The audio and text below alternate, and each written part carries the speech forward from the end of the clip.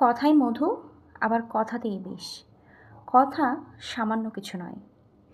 এই কথার মাধ্যমেই একটা মানুষকে আকাশ পরিমাণ স্বপ্ন দেখানো যায়। আবার এই কথা দিয়েই মন ভেঙে ফেলা যায়। তাই কথা খুব সাবধানে বলা উচিত।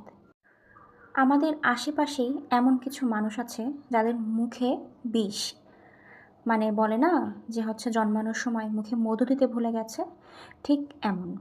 এদের এত পরিমাণ মুখ খারাপ যে এরা যখন তখন মানুষকে খারাপ কথা বলে দিতে পারে, যখন তখন মানুষকে কথা দিয়ে আঘাত করতে পারে। একটা মানুষ কথার মাধ্যমে বেঁচে থাকতে পারে, তার মনে সাহস বাড়তে পারে। কিন্তু কিছু কিছু মানুষ আছে যে এই মানুষগুলোর মনের শক্তিটাকে নষ্ট করে দেয়। এই মানুষগুলোর ভেতরে যে আত্মবিশ্বাসটা এটা ভেঙে দেয়। কথা দিয়ে মন জয় করা যায়, কথা দিয়ে মানুষকে ভুলিয়ে ফেলা যায়। আপনি সুন্দর করে কথা বলতে পারবেন, দেখবেন একটা মানুষ আপনার কথা কত মনোযোগ দিয়ে শুনছে।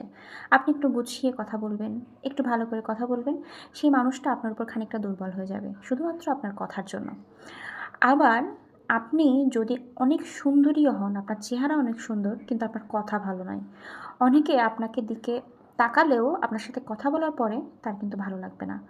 এই জন্য কথা বলার স্টাইলটা বা কথা বলার যে সুন্দর করে কথা বলা, ভাষা সুন্দর করা, এটা অনেকটা বেশি দরকার। আমার কাছে এটা খুবই গুরুত্বপূর্ণ একটা বিষয়। কোনো মানুষের কথা সুন্দর না হলে, উচ্চারণ সুন্দর না হলে তার সাথে আমার কথা বলতে ভালো লাগে না। এমনও আছে যে অনেক সুন্দর মানুষ অথচ সে কথা বলতে পারে না গুছিয়ে, বা ভালো করে কথা বলতে পারছে না, ভাষাটা ঠিক নেই, আবোল তাবোল কথা বলছে। সেই মানুষের সাথে আমার কথা বলে খুব বেশি আরাম হয় না। আমার খুব ভালো লাগে যারা অল্প অল্প কথা বলে কিন্তু খুব গুছিয়ে কথা বলে, মিষ্টি করে কথা বলে, সেসব মানুষদেরকে। কিন্তু এই আমি যে কথার কথা বলছি এটা কিন্তু টপিকটা এটা না।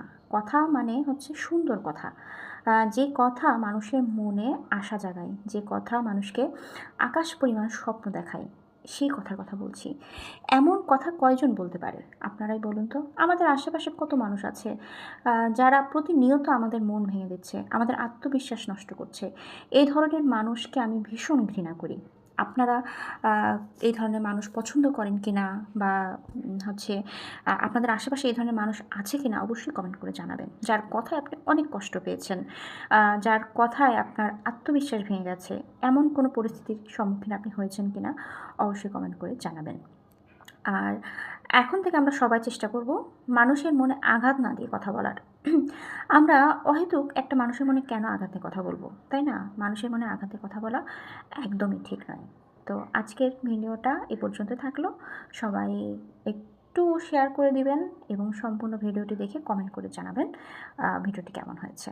আল্লাহ হাফেজ।